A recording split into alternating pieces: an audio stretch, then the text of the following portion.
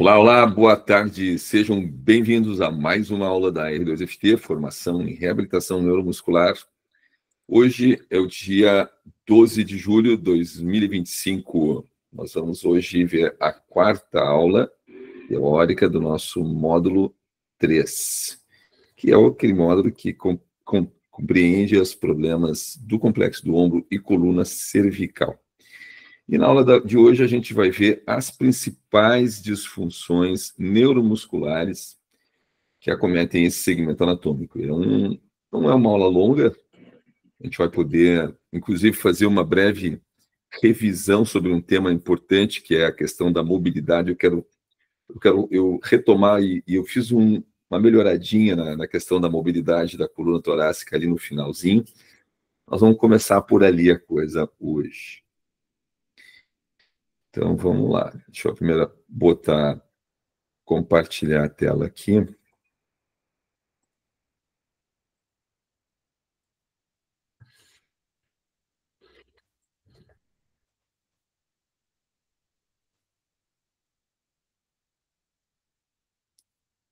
Deixa eu só conferir como é que está a parada. Apresentar uma pessoa, janela, ok. Então, vamos ver aqui.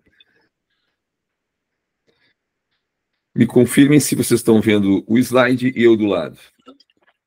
Isso aí. Ok. Então, nós vamos fazer uma breve revisão aqui, porque eu acho isso muito importante, tá? Os problemas que nós enfrentamos na coluna cervical e no complexo do ombro tem muitas vezes tem a ver com a questão da mobilidade torácica. Claro que vai depender da população com quem vocês estão trabalhando. Eu, como trabalho quase que exclusivamente com pessoas da minha idade ou mais velhas, né, no mínimo 40 anos ali, então eu tenho muito esse problema. E ocorre que quando a pessoa chega já na minha idade, além da perda da mobilidade, ela já pode ter outros problemas associados ali, né? Eu sou um caso clássico disso, né? Como eu mostro aqui para vocês nesses slides aqui, né?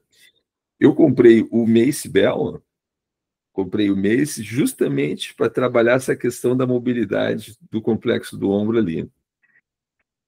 Porém, como eu já tenho uma cifose, uma hipercifose torácica causada pela doença reumática, aquilo ali já são alterações estruturais que eu tenho na minha coluna.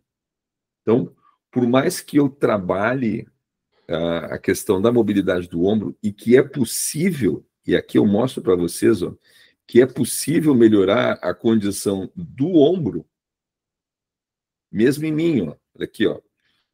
Olha o ângulo de flexão do ombro que está aqui e olha o ângulo que está aqui, ó, né? Eu fiz 30 minutos de trabalho ali e consegui melhorar o meu ombro, mas aqui na coluna torácica eu não tenho como melhorar, isso é impossível, né? Então, observem como fica compensada a minha postura em tesoura, né?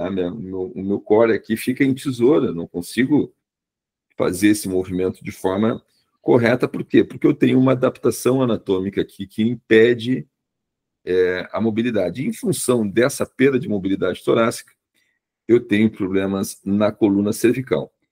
Aqui é o resultado, né, pré e depois de fazer a intervenção do ombro, né? Aqui o Luiz fazendo. Isso aqui sou eu mesmo. Então, olha como é que está olha como é que está a minha coluna aqui, ó. Artrose em tudo, escoliose, né? Bico de papagaio, aqui, ó, os osteófitos, ó.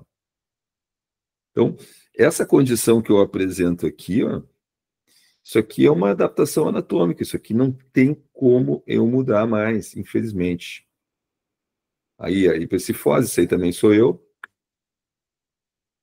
E os exercícios de mobilidade, né? Mas essa situação aqui, ó, esse tipo de mobilidade, esse nível de mobilidade aqui, só é possível em pessoas jovens que não tenham problemas estruturais na coluna grave. Então, qual é a mensagem final que eu queria deixar para vocês é isso aqui, ó, tá? Inclusive, vamos bater uma foto disso aqui. Podem bater uma foto disso aqui e do outro slide, para a gente depois botar no Instagram. Por que é importante isso aqui? Porque vocês veem o tempo inteiro a questão da mobilidade, mobilidade, mobilidade, para combater a dor. É ou não é verdade? E isso é uma meia-verdade. Uma meia-verdade. No sentido de que a pessoa com perda de mobilidade, falta de mobilidade, vai causar dor em algum lugar. É líquido e certo isso. Essa parte dessa narrativa está correta. O que está errado é dizer que você vai resolver as questões de dor, e agora tirem outra foto desse outro slide. O que está errado é vocês pensarem que vão resolver o problema de dor com mobilidade. Porque não se cura dor com mobilidade, né? Apesar de precisar ter mobilidade para não ter dor. Não é uma via de duas mãos. Não é uma via de duas mãos. Tá? Então, por que isso ocorre? Tá? Então, eu fiz esse infográfico aqui. Aliás, esse infográfico, quem fez o infográfico foi o ChatGPT, né, com base no que eu mandei para ele sobre esse assunto aí, tá? Vamos tirar uma outra fotinho aí. Tudo isso aí hoje vamos botar no Instagram.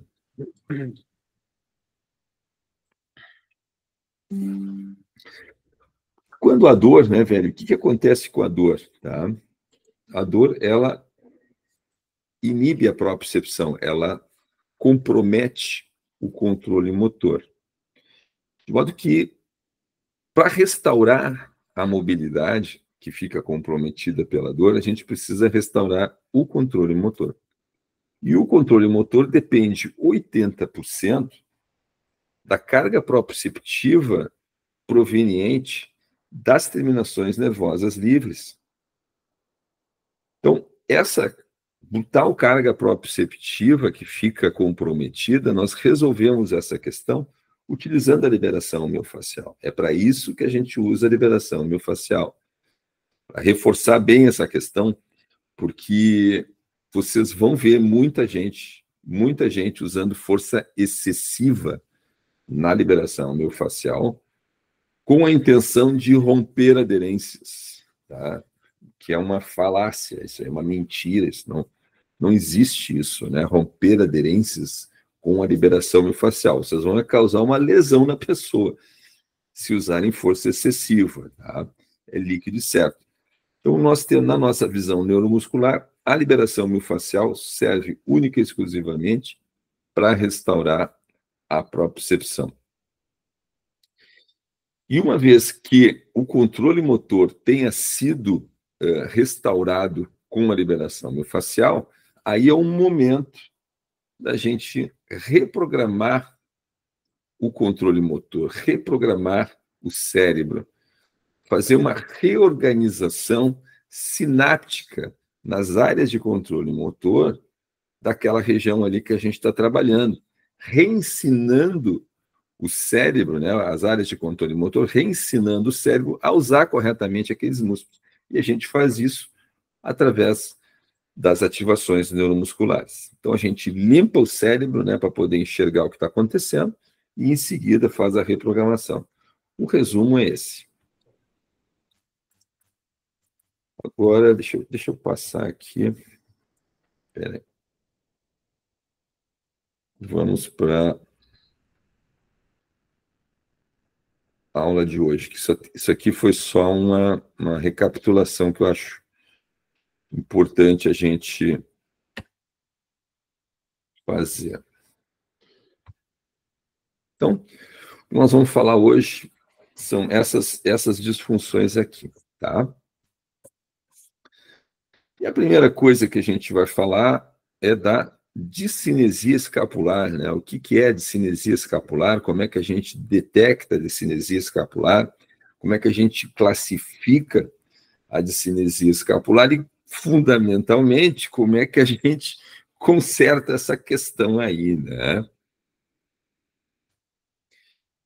Bom, a definição da discinesia escapular é muito simples. É o posicionamento não fisiológico da escápula no gradil costal e, consequentemente, a perda do ritmo escápulo-humeral. Porque não existe a possibilidade, né, da escápula apresentar uma coisa dissociada da outra. Se ela tem discinesia escapular, muito provavelmente ela vai ter perda do ritmo escapulo-humeral também. Porque, o que é a discinesia escapular, então? Vamos lá. Nós temos causas estruturais, causas neurológicas e neuromusculares. A principal causa estrutural da discinesia é a cifose torácica, hipercifose torácica. Mas pode ser qualquer outro problema físico, estrutural, uma fratura na clavícula, na escápula, no ombro, enfim. Tá? A instabilidade acromioclavicular, que é a instabilidade aqui em cima, é aquela parada do ombro do levantador de peso, e, consequentemente, num estágio mais avançado, leva a uma artrose dessa articulação, né? Tudo isso são patologias que tendem a causar a inibição do sistema local de estabilização da escápula e causando, então, portanto, a discinesia escapular. Também tem causas neurológicas, principalmente quando é uma discinesia de classe 3, como a gente vai ver daqui a pouco, tá? Mas aí são causas que a gente não tem como intervir. As causas neurológicas, vocês já sabem, né? A gente só consegue ajudar as pessoas quando essa discinesia vier de problemas neuromusculares.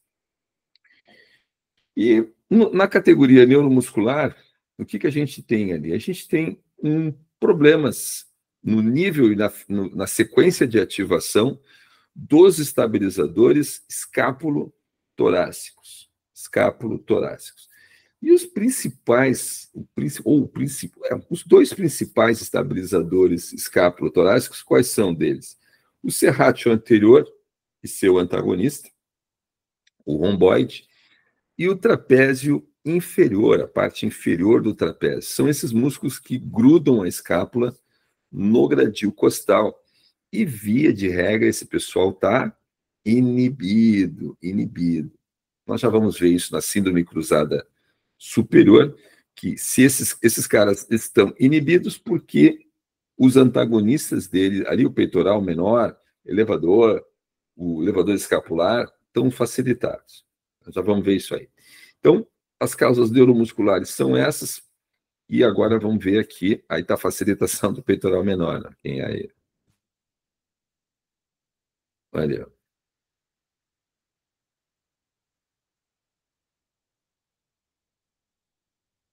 Observem como que a facilitação do peitoral menor, ó, esculhamba com o posicionamento escapular no gradil ali, ó.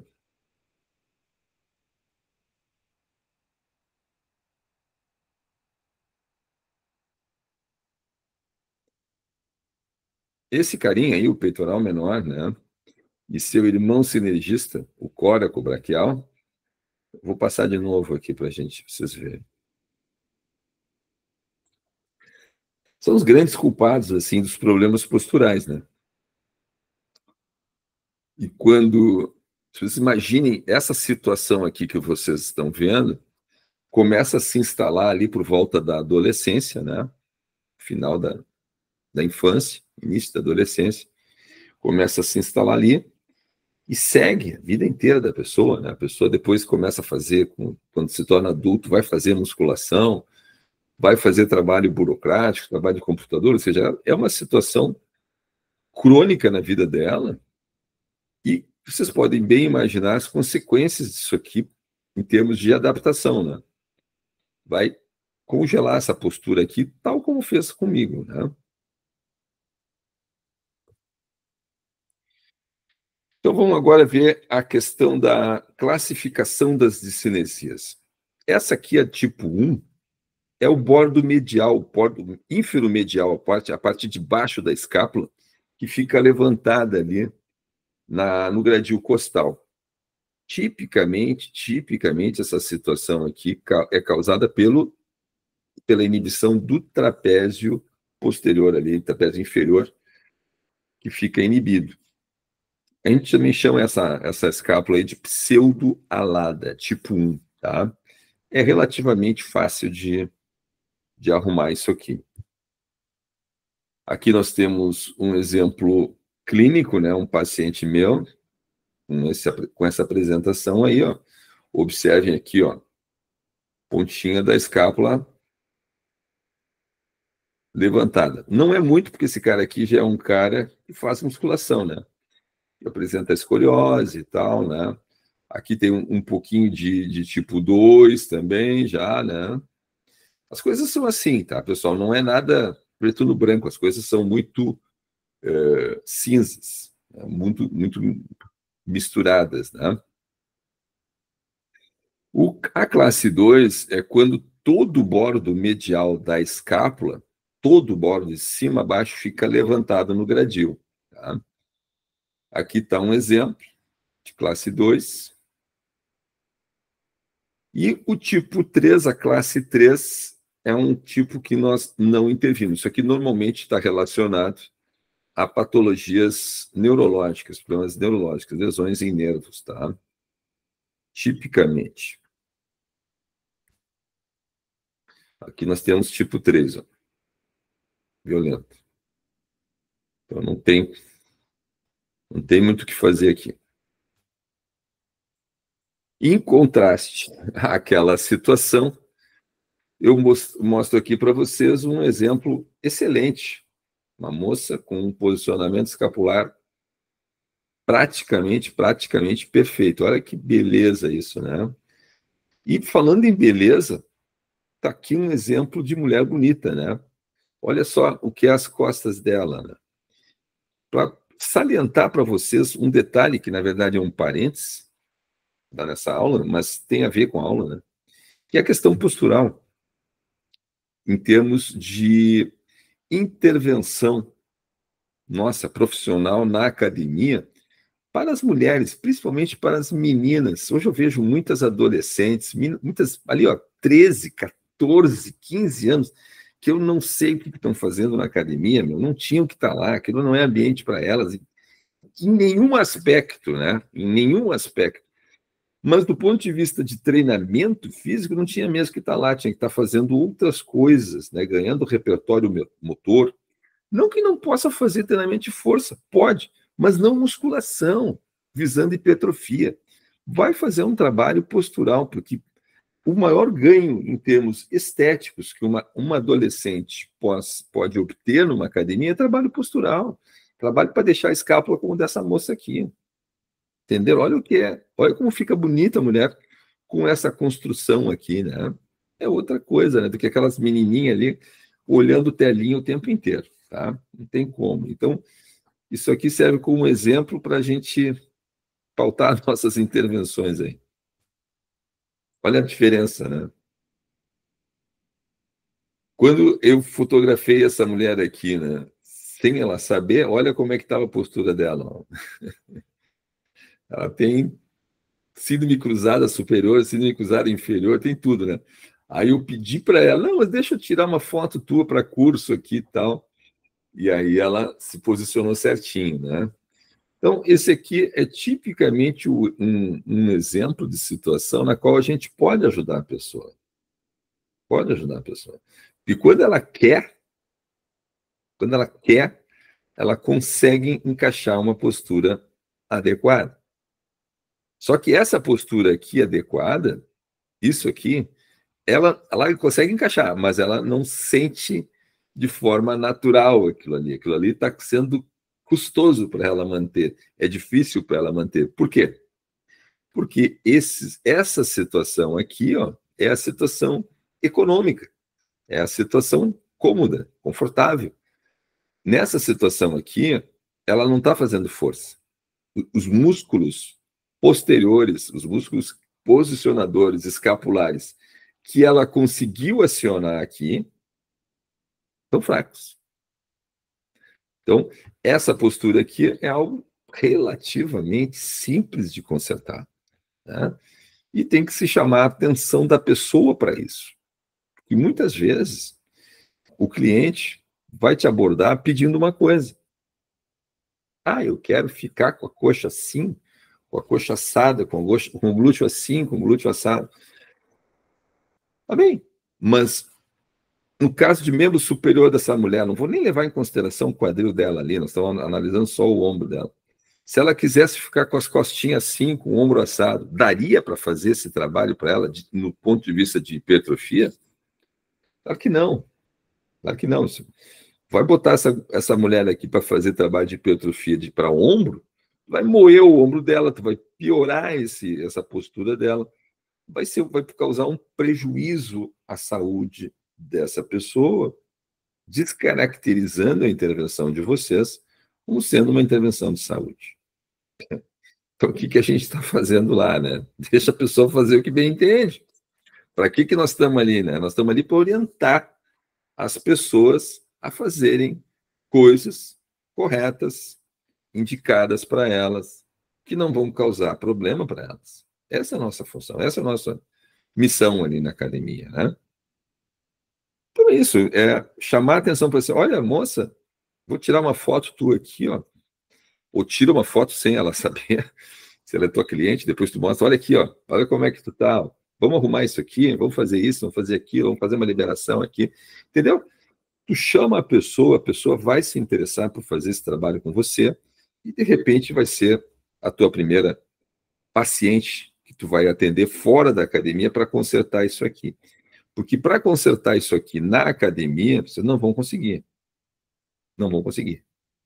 Não vão conseguir porque vocês têm que trabalhar provavelmente do diafragma para cima, serrátil, vão ter que entrar com creme, né? Não vai ser suficiente bolinha, né? Não é uma coisa assim muito barbada, né? Muito elementar resolver problemas posturais, tá? Normalmente não é. Então vocês vão ter que levar essa pessoa para uma sala. Quais são as consequências, então, das discinesias escapulares? Quando a escápula está mal posicionada, o ombro, evidentemente, o ombro está mal posicionado, e o ombro estando mal posicionado significa em rotação interna, inclinação anterior. E o que isso vai ocasionar? Dor cervical. Direto. Dor cervical. Se vocês colocarem carga em cima dessa condição aqui, vai dar o quê? Tendinopatias, né? Tendinopatia do bíceps, tendinopatia do supra.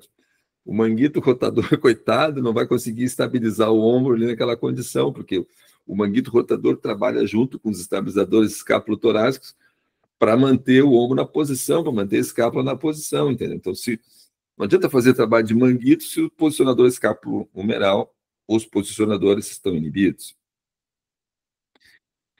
E as demais consequências, né? As demais consequências são uma cascata de eventos provenientes da discinesia, né? Que é a bursite subacromial, que é uma condição já, eu dizia, mais grave, mais difícil de tratar e mais grave, porque isso aqui, quando acontece, normalmente tem uma patologia estrutural associada no acrômio, né? Normalmente, a bursite subacromial, ela é uma soma de fatores, é uma soma da discinesia com um acrômio ganchoso. Normalmente são duas coisas que tem que estar presente para a pessoa ter bursite aqui nessa inflamação na bursa aqui, embaixo do ombro. Dor no aspecto anterior do ombro, que é dor no aspecto anterior, significa dor na tendão da cabeça longa do bíceps, que é tendinopatia, tá? Nada mais é do que a mesma coisa, o 4 nada mais é do que a mesma coisa que o 2. Que, por sua vez, é a mesma coisa que o 5, né? Dor ao realizar pressão vertical ou pressão horizontal, ou seja, pressão vertical é desenvolvimento de ombro, pressão horizontal é supino, né? Então, quando vocês tiverem um aluno reclamando de dor no supino ou dor na pressão de ombros, vão avaliar o quê? O posicionamento da escápula no gradil, o ritmo escápulo-humeral, entendeu? Vamos ver como é que está a postura do cara. Essa é uma forma clínica de raciocinar a coisa. Né? Não é o cara chega para vocês assim, estou com dor no ombro, na parte da... tá, deita aqui, vamos começar a fazer a liberação miofascial. Não. Vai analisar a pessoa, vamos ver o que está acontecendo ali, né? Casos fora do escopo operacional da R2FT. O que a gente não deve meter a mão aqui, né? Os problemas estruturais todos, tá? Esses problemas que eu tenho aqui, como eu já falei, não tem como resolver. Além disso, as disfunções neurológicas, né?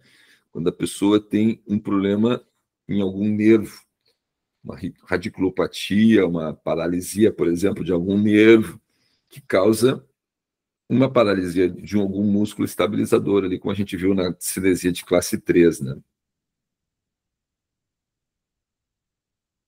E aqui nós temos exemplos de casos fora do nosso escopo operacional. Mais exemplos.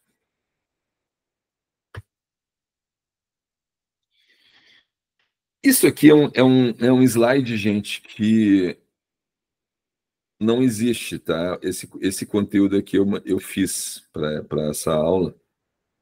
Então, podem tirar uma foto disso aí.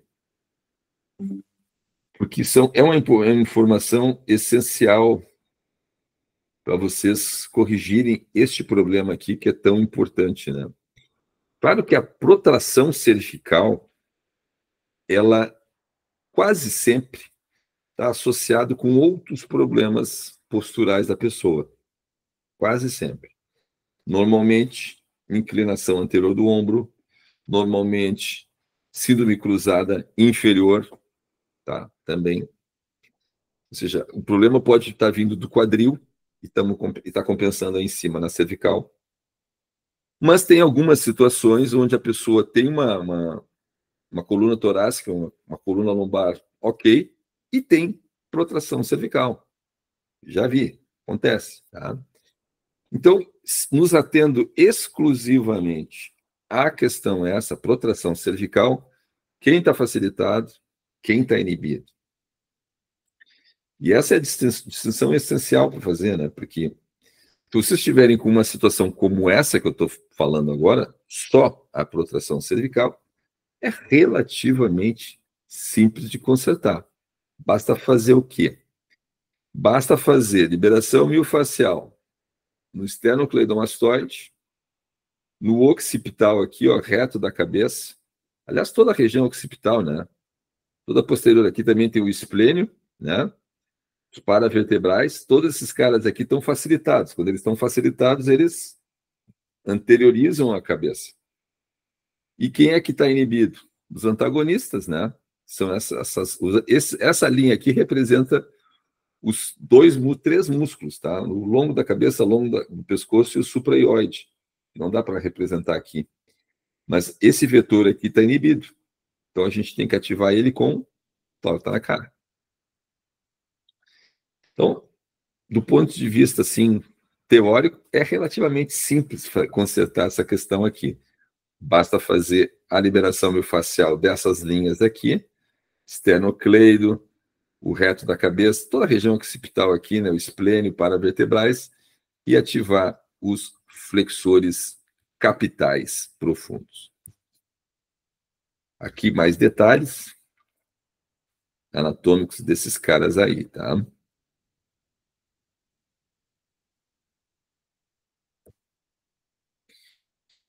E aqui está mais um detalhe de como é que a gente faz as liberações. Aqui nós estamos liberando os occipitais, aqui o reto da cabeça, os esplênios estão para cá, né?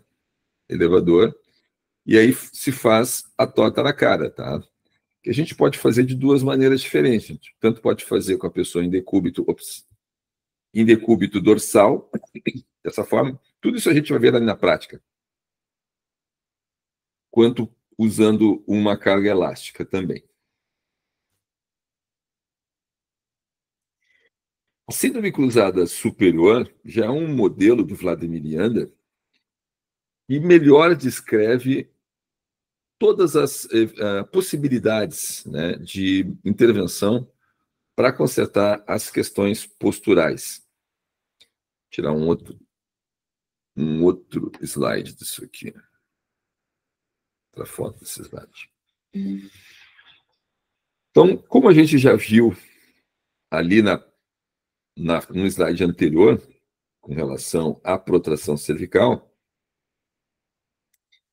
na síndrome cruzada, a coisa é um pouco mais complexa, porque além da protração cervical, está aqui, né? Você tem problema no complexo do ombro também. Então, você tem o ombro anteriorizado, tanto pode ser um ombro anteriorizado, quanto internamente rotado, quanto as duas coisas juntas, tá? Não é nada difícil encontrar isso, tá?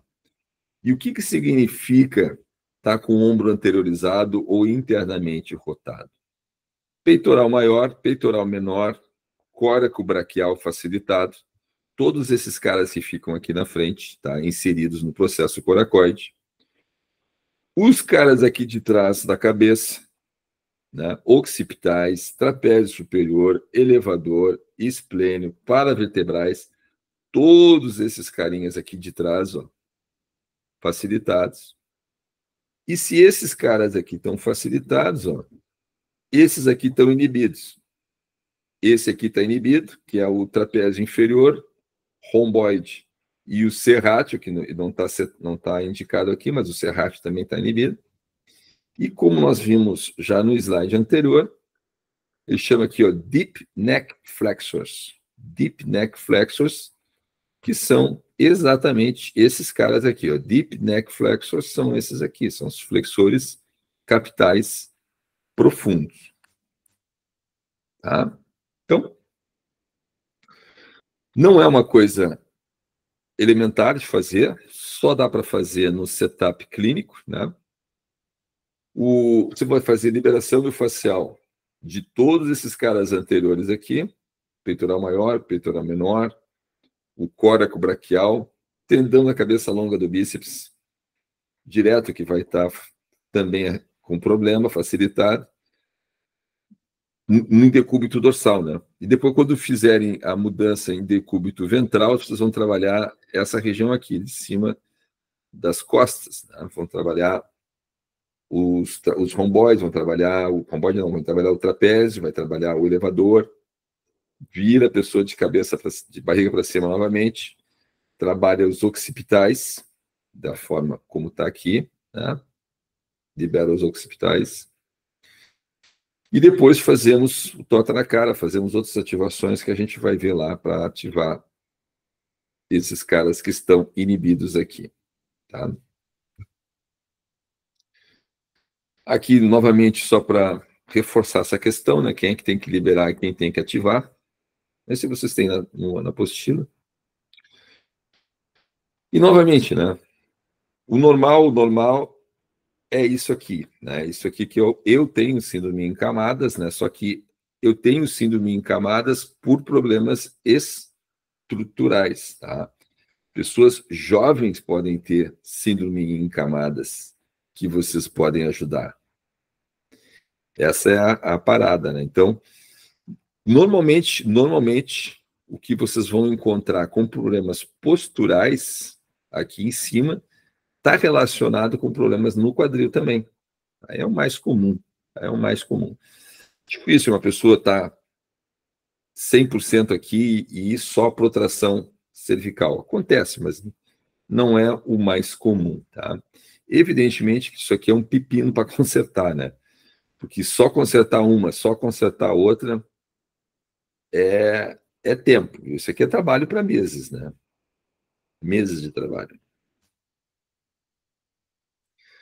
Bom, agora nós vamos entrar num tema chamado déficit de rotação externa, que é o nosso teste, um dos dois testes principais que a gente usa na R2 aqui para verificar os problemas do complexo do ombro. Porque quem está com déficit de rotação externa está com peitoral maior facilitado, está com peitoral menor facilitado, está com córaco braquial facilitado, está com todos aqueles caras da frente ali facilitados. E é uma coisa endêmica hoje em dia, né? Porque a própria musculação causa isso, seja ela bem feita ou mal feita, ela vai causar isso. É inevitável. O uso de telas, o uso de celular e, consequentemente, de uma postura inadequada, tudo isso potencializa, facilita, né, com que todas as pessoas apresentem, quase todas as pessoas apresentem déficit de rotação externa. E é líquido certo, se a pessoa tem déficit de rotação externa, ela vai ter dor no ombro. Por isso que a gente usa como teste. É raro a pessoa que chega aqui na clínica com dor no ombro e não tem déficit de rotação externa. E qual é a sutileza desse problema, né? É fazer o diagnóstico diferencial entre déficit de rotação externa para ombro congelado, para capsulite adesiva. Déficit de rotação externa, ela tem uma característica em que o ombro, apesar de não rodar externamente completamente, ela não encontra uma limitação rígida, fixa e dolorosa. Déficit de rotação externa pode ter vários graus, a pessoa pode ter, como esse cara aqui, olha aqui, ó, antes da intervenção e depois da intervenção. Eu botei esse cara aqui, eu já vou explicar essa situação aqui, tá? Mas observem essa outra situação aqui, ó. Essa moça aqui, eu matei o problema completamente, ó. Acabei com o déficit de rotação dela. Esse rapaz aqui, esse outro rapaz aqui, eu melhorei muito, mas não resolvi totalmente. Esse outro camarada aqui, eu melhorei um pouco, mas eu melhoro, ele chega na sessão com o ombro desse jeito, termina assim, na outra sessão ele vai estar do mesmo jeito. Vai estar igual. E aí, o que a gente tem? A gente tem déficit de rotação externa, sim, mas esse déficit de rotação externa é só déficit de rotação externa, como é o caso aqui dessa moça, ou já é um ombro congelado? Essa é a sutileza, e vou dizer para vocês que não existe uma resposta clara, nítida, sobre essa definição. Às vezes é muito simples de diferenciar quando está congelado e quando não é só um déficit de rotação externa. Quando é muito simples, quando vocês vão fazer a rotação externa e encontram, está livre e pá, encontra uma parede. Vai fazer isso aqui, ó, e encontra uma parede. O arco fica livre antes da parede, totalmente livre, bem solto. E quando você chega num ponto, parece que bate numa parede, uma coisa rígida, sólida, um limite bem definido e sempre doloroso. Sempre doloroso. Quando chegar naquele limite ali, e é um limite bem prematuro, não é lá atrás, é um limite bem prematuro, aqui na frente, assim, ó. Rígido, prematuro e doloroso. Vocês estão de frente a um ombro congelado, líquido certo. Nessa hipótese, o que vocês têm que fazer? Vocês vão trabalhar, porque a pessoa foi para ser atendida por vocês não vão mandar a pessoa embora, né? Mas qual é a informação que eu tenho que dar para vocês, como agirem com relação a um ombro congelado?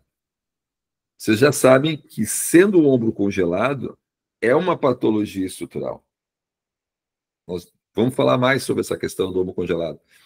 Mas é uma patologia estrutural. Não dá para nós querer mudar aquilo ali.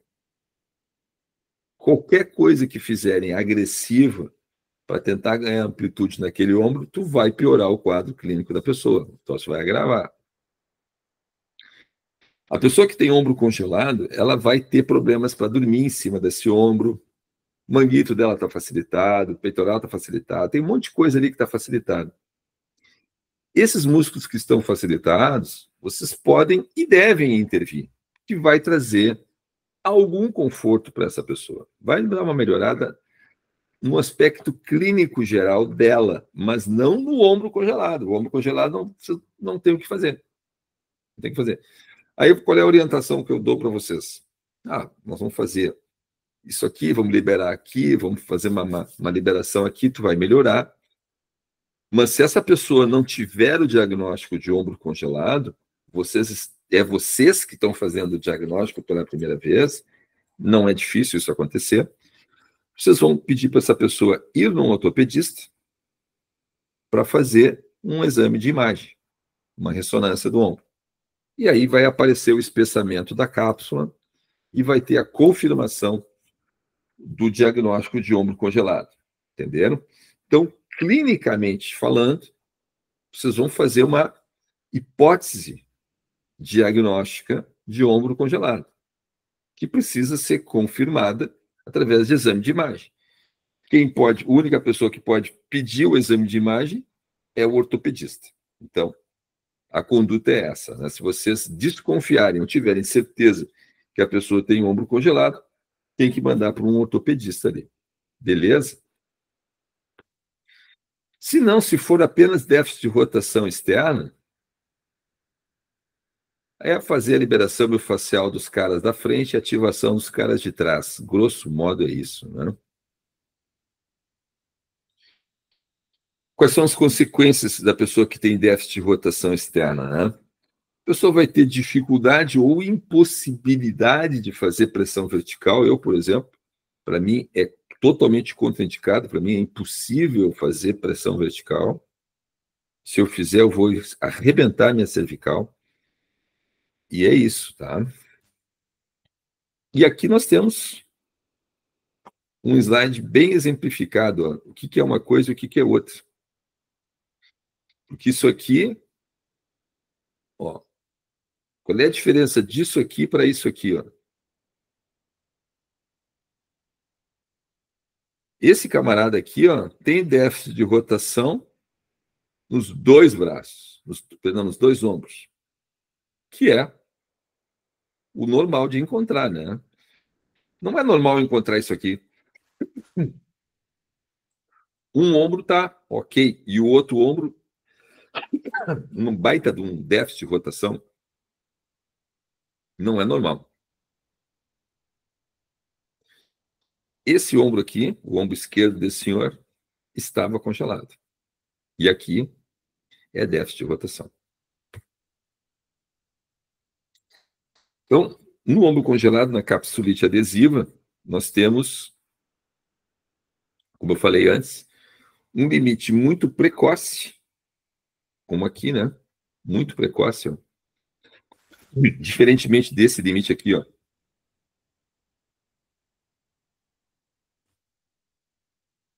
E esse limite é rígido e doloroso. E no déficit de rotação externa, o limite é flexível e pode ou não existir dor, tá? A intervenção, liberação miofascial de todos os caras da frente e ativação dos antagonistas. Eu vou pedir licença para vocês para pegar um copo d'água para mim ali. Com licença.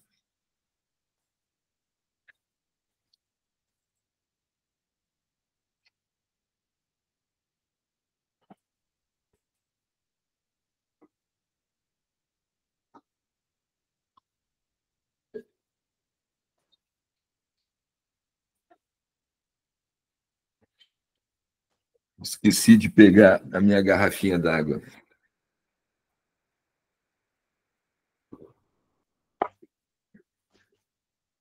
Vamos falar agora um pouco das disfunções na articulação temporomandibular, tá?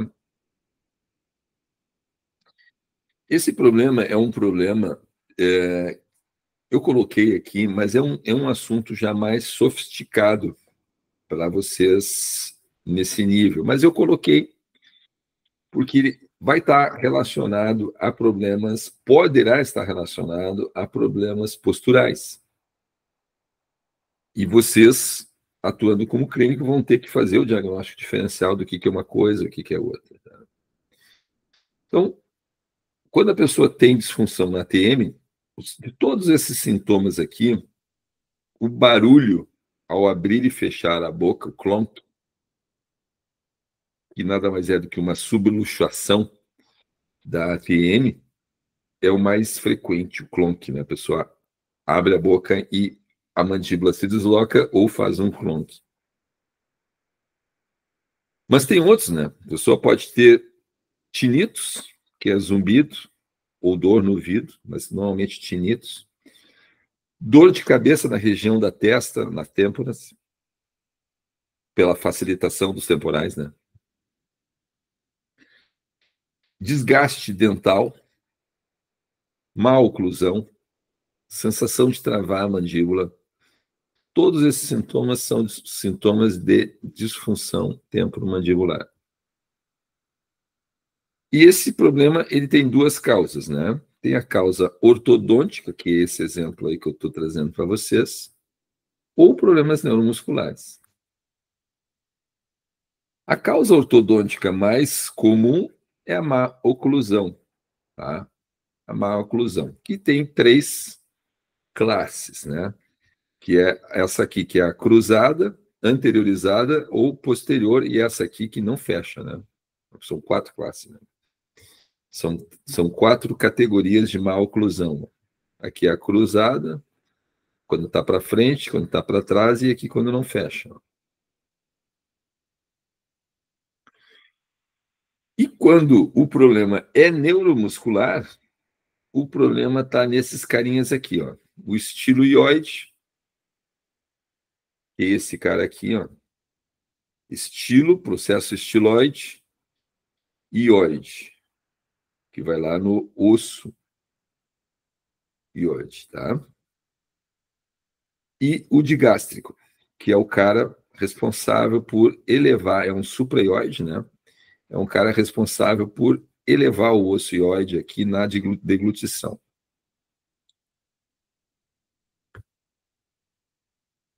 Quem move a mandíbula?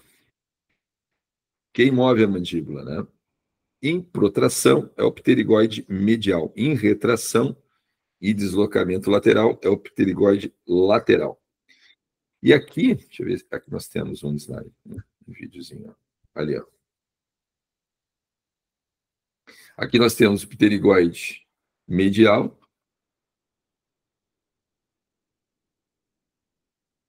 Perdão, lateral. É lateral, assim.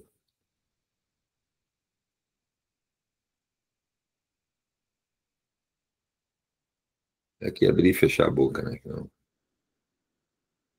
não é esses caras aí. Aqui sim, aqui é protração, ó.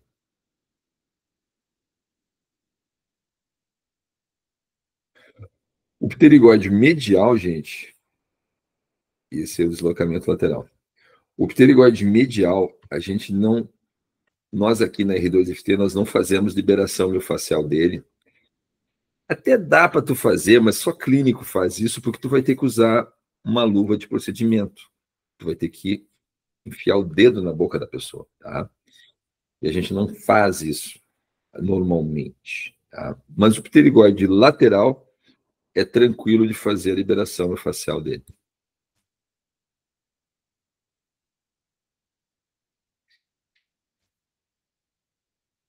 Quem é responsável por fazer o quê, né? Para fechar a boca é o masseter, esse cara aqui, ó. E os temporais aqui em cima, que são os sinergistas do masseter, tá? Olha lá.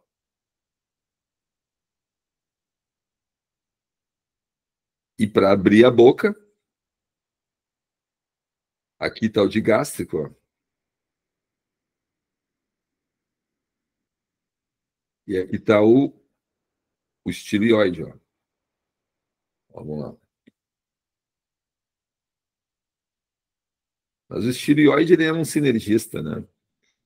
O principal cara que abaixa aqui é o digástrico mesmo, né? Isso aqui é difícil de vocês encontrarem, tá? Essa informação aí.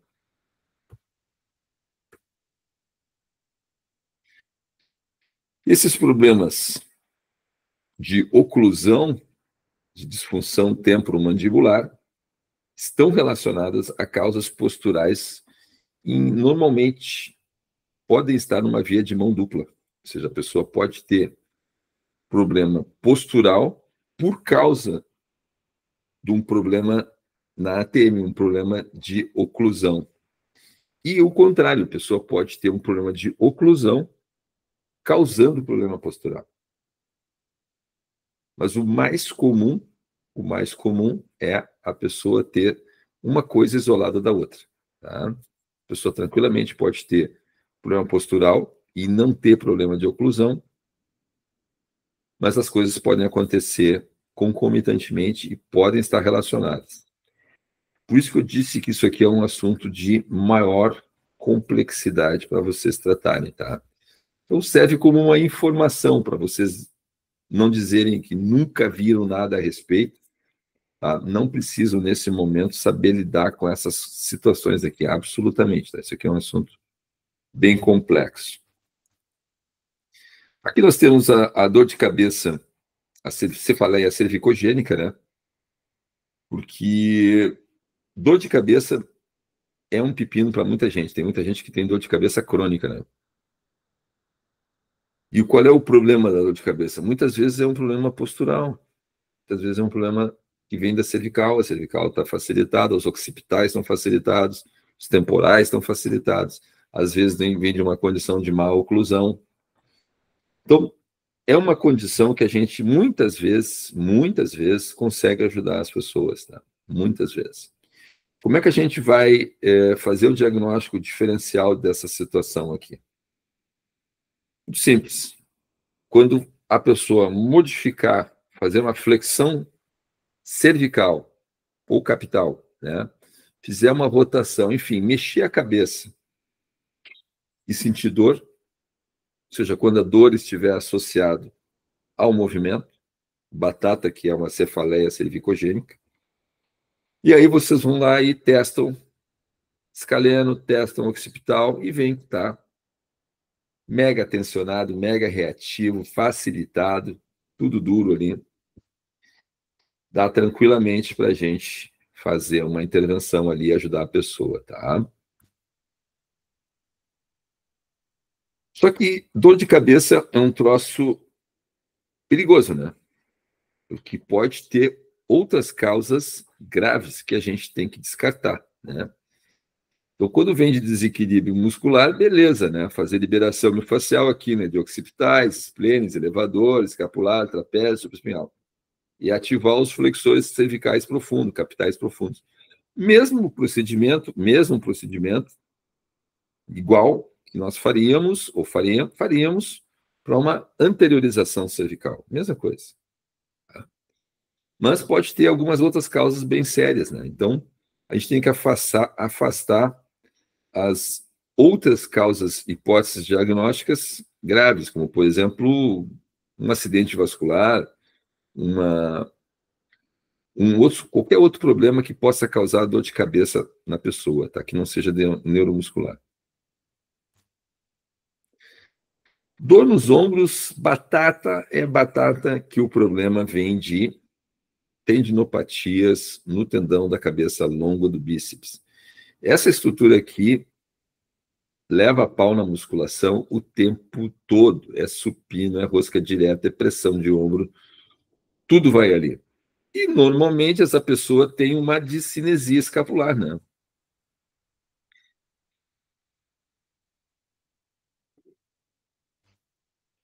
Então, normalmente vai dar problema nesse tendão aí. Como é que funciona o processo de reabilitação para nós aqui, né? O que nós fazemos? Qual é o papel nosso aqui nessa parada? Isso é uma coisa que muita gente tem dificuldade para entender. Por quê? Porque o tendão da cabeça longa do bíceps vai estar numa condição de inflamado, certo? Vai ter uma tendinopatia ali. E nós vamos fazer o quê? Nós vamos fazer uma liberação miofascial em cima dele. Leve. Mas nós vamos fazer. Qual é a consequência de fazer uma liberação miofascial para essa estrutura? Estando ela já inflamada. Nós vamos agravar o processo inflamatório. Nós vamos aumentar o processo inflamatório. Pô, professor, mas isso não é contraindicado, isso não é errado? Gente, aí é que está a arte e a ciência do nosso negócio, né? Essa condição aqui, a tendinopatia é uma condição crônica. É uma inflamação crônica de baixa intensidade. De baixa intensidade. Não é uma lesão aberta. É uma inflamação crônica de baixa intensidade. Numa estrutura superficial, o acesso é muito fácil ali. Quando a gente vai fazer liberação facial nessa estrutura, tu vai provocar um processo inflamatório agudo ali. Por isso que o processo tem que ser delicado. Mesmo sendo delicado, vai aumentar o processo inflamatório. Mas nós vamos usar isso a nosso favor. Porque ao disparar um processo inflamatório agudo em cima de um processo inflamatório crônico, é como tu parar um incêndio com uma explosão. Só está pegando fogo ali, né? Fogo em plataforma de petróleo. Como é que a gente apaga fogo em plataforma de petróleo, você sabe? Com explosão. Tu bota um explosivo lá, tem que ser um puta de um explosivo, porque o explosivo, a bomba, quando explode, o explosivo, quando detona, o que ele causa ao redor? Vácuo. E causando vácuo, tira o oxigênio e o incêndio cessa. Então, de uma forma análoga a essa figura que eu fiz para vocês aqui, a gente usa a liberação miofascial para apagar esse incêndio aí. A gente causa um processo inflamatório agudo. Ao agravar o processo inflamatório, aumentando ele, tornando ele agudo, você estimula os miofibroblastos e os fibroblastos para produzir novo colágeno, e com isso, ajustando naturalmente os problemas estruturais, né, que estão causando essa dor no ombro, como, por exemplo, né, a discinesia escapular, vocês vão consertar o problema. Entendeu?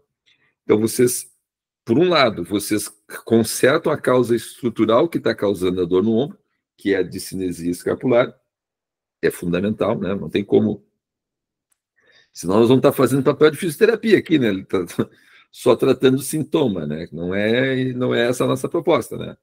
Então, vocês vão consertar a questão estrutural que está causando a dor no ombro, a discinesia escapular, e a dor no ombro, vocês vão fazer liberação miofascial, que vai causar uma remodelação daquele colágeno ali que está inflamado. Beleza? Mas também é um assunto mais delicado, mais sofisticado, né? E com isso a gente encerra aqui essa nossa aula, já estamos com 1 hora de aula. Deixa eu encerrar isso aqui.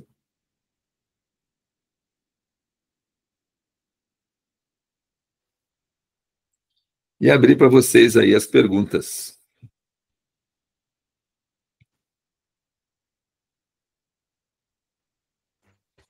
Ivan, em questão desse último tópico da tendinopatia, quando tem uma tendinose, uma pequena lesão mesmo no tendão, a gente não atua, né? Ou a gente atua? Tu falaste tendinose. É. Aí é importante a precisão das palavras. Sim.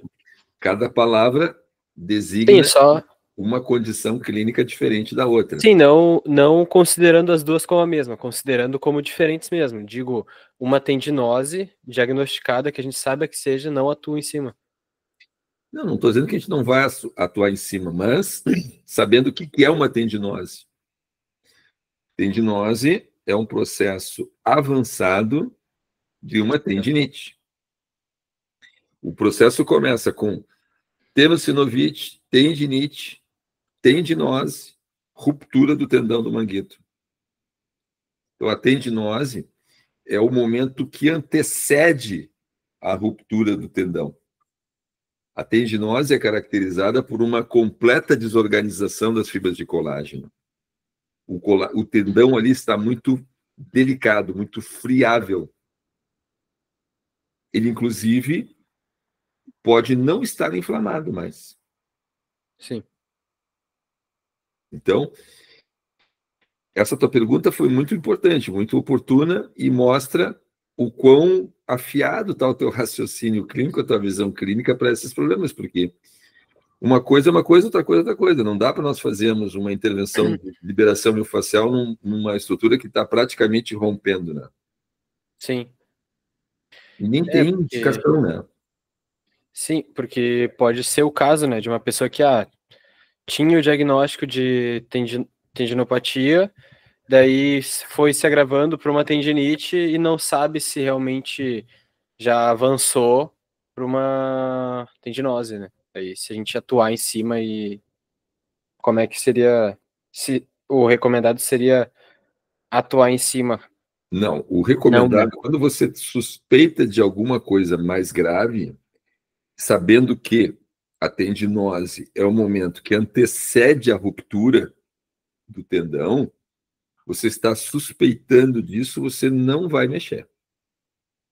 Você vai encaminhar ela para o serviço médico especializado, para um ortopedista, que aí vai fazer uma ecografia e esse diagnóstico vai ser ou confirmado ou não.